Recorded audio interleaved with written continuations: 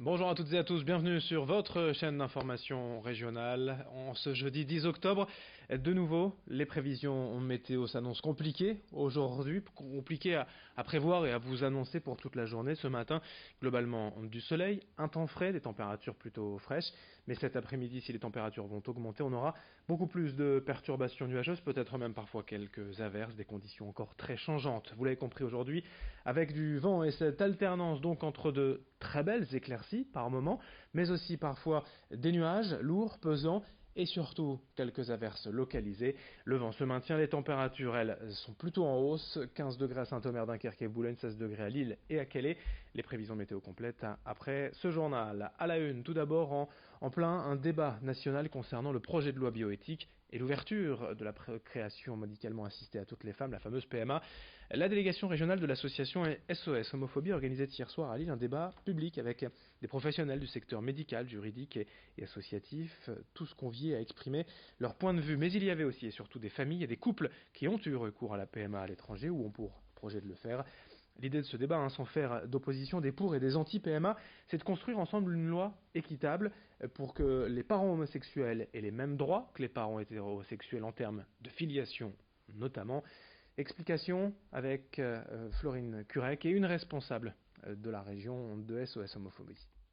Globalement, en France, sur la PMA, plus de 60% de la population est pour. On a eu des avis positifs de beaucoup d'instances différentes, donc le Conseil national consultatif des droits de l'homme, le Conseil national d'éthique, enfin il y a eu beaucoup de structures qui se sont prononcées pour. Donc oui, les mentalités évoluent. Après, c'est comme tout changement, ça crée de la résistance, et puis voilà, et les opposants, ils se font entendre. Mais nous, ce qu'on prône, c'est une société inclusive, c'est pas une société qui divise. Autre actualité, depuis plusieurs semaines, on doit malheureusement constater une hausse de la mortalité sur les routes de la région, notamment un été particulièrement meurtrier, si bien que les services de police et de gendarmerie sont plus que jamais sur le qui-vive. Hier, notamment avec cette opération de contrôle routier renforcée à Guînes, il faut dire qu'ici les habitants du secteur se sont plaints ces dernières semaines de voir les incivilités augmenter, notamment la vitesse en agglomération et le téléphone au volant.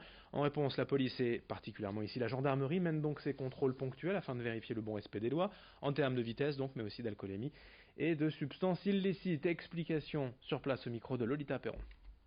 Le téléphone est une infraction assez récurrente. Malheureusement, l'alcool, la vitesse, qui est souvent qui sont les causes malheureusement d'accidents, principalement. Bien sûr, il existe d'autres causes, mais malheureusement l'alcool, les stupéfiants et la vitesse sont des facteurs importants en termes d'accidents. On ne reste pas en place volontairement toute l'après-midi. Le but, c'est de contrôler sur des axes où ils ont leur utilité, c'est-à-dire qu'il y a eu des accidents, il y a beaucoup de passages, montrer la présence aussi, prévenir tout accident, mais aussi contrôler sur d'autres axes, puisque dans d'autres communes.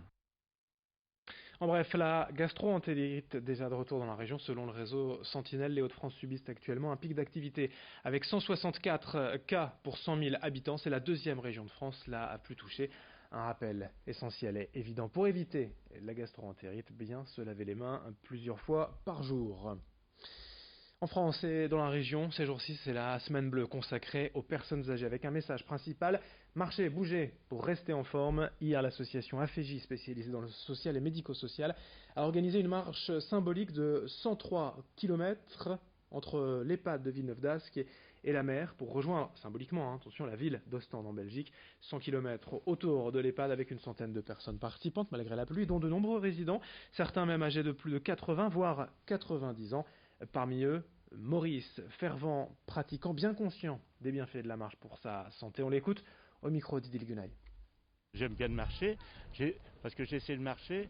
Si je marche pas, je vais plus savoir après. Alors je préfère marcher, ça me fait du bien.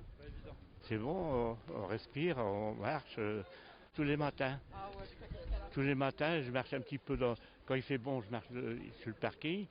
Quand il fait mauvais, je marche à l'intérieur, au rez-de-chaussée. Ouais. J'ai fait 5 tours. Je sais pas combien que ça fait de kilomètres. Ça fait pas encore beaucoup, hein. Dans le reste de cette édition est également reportage au sein du CELIOB, le centre libéral de prise en charge de l'obésité à Villeneuve-d'Ascq.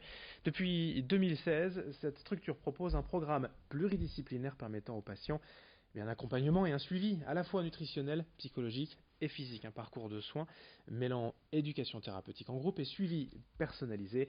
Chaque année, 1000 patients sont pris en charge au CELIOB, dont 600 bénéficient d'une chirurgie. Explication et témoignage d'une patiente de 20 ans au micro d'Idil Gunay. Avec l'obésité, on s'en rend peut-être pas compte directement, mais ça apporte beaucoup de problèmes par la suite. Problèmes avec la marche, problèmes avec quand on marche trop, on a mal partout, on a mal aux jambes, on a mal aux genoux, on a mal vraiment partout. J'ai été déçue plus d'une fois par rapport à tout ça, parce que en général, ils nous poussent surtout à faire des régimes, à nous faire du sport, etc. Mais au final, c'est tout autre chose qu'on apprend au CELIOB. Il faut vraiment être prête psychologiquement à voir des changements par la suite. Il faut vraiment pouvoir faire confiance à 100% aux personnes qui sont en face de nous, à psychologues, nutritionnistes, etc. pour pouvoir pleinement nous lancer dans ce parcours-là en toute confiance et sérénité. Et puis pour terminer, cette solution insolite et solidaire pour aider les personnes sans domicile fixe à occuper des logements vacants.